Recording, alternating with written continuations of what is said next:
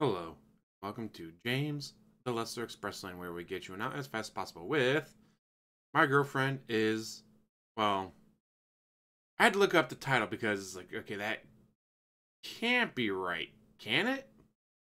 Turns out it is. The show means, SHO, stands for showing, and the last words apparently has a slightly different meaning in Japanese than it does in American. Now, I was looking for something weird. Like, oh, well, what's a weird anime? Oh, this one. All right, let's check it out. Intimate. 99% cringe. 1% aww. Sadly, the 1% does not carry the rest of the show. Whenever it is just the two main characters together, they're adorable. Like, whenever it is just the MC and the lady friend of his, it is amazing. Because they're so cute together. Haruka Shinozaki. Oh, the Latin is called Haru. He's all, oh, I really like Akiho. Asuka?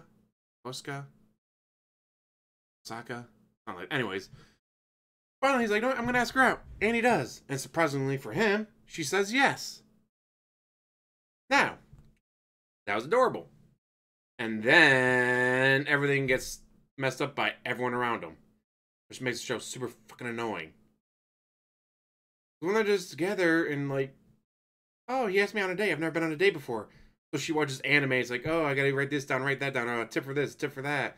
Reading her romance manga to try to figure out what to do on a date. Like, that is adorable. But then his childhood friend shows up. His little sister shows up. Her parents show up. Like, somebody shows up and just fucking cringe. Cringe, cringe, cringe. Hey, the show could have been much better. Could have been more like Love is Hard for an Otaku. Just showing like, oh, hey, they're awkward around each other because they don't know what they're doing. Oh, this is her first boyfriend. This is his first girlfriend. And like, they're getting tips from anime and manga on what to do. And like, those, you should not do that. Just like, you should not learn how to do romance from 1980s romantic comedies. Like, it could have been so much better. But they just had to keep throwing so much fucking cringe.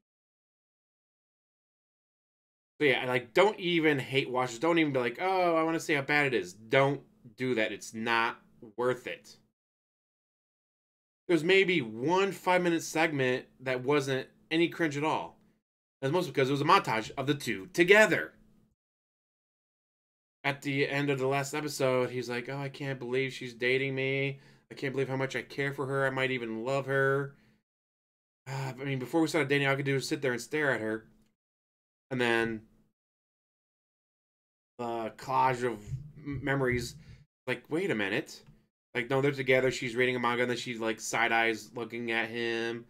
Or, like, they're walking together, and she keeps looking at him. And is like, oh, she was doing the same thing. Like, she couldn't keep her eyes off me. I couldn't keep my eyes off her.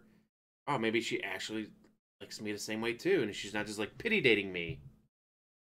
Like, that little montage right there was adorable. Just showing, like, of all the times, like, he didn't notice at first that, no, she's looking at him. She's, like, blushing when she looks over. Or, like, her hands trying to reach out towards his to hold hands. Like, it was absolutely adorable showing the two together alone. And then, you know, the childhood friend shows up and fucks everything up. So, yeah, don't even hate watch this. It's not worth it. Cringe, cringe, cringe off the charts.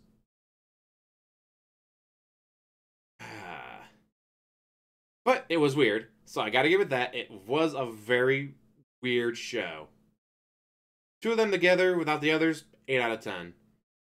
The other 99% of the show when someone's got to screw everything up, 5 out of 10. Womp womp. Well, that, I'm gonna let you guys go. Thank you for watching. As always, like, subscribe, comment down below, and have one hell of a day.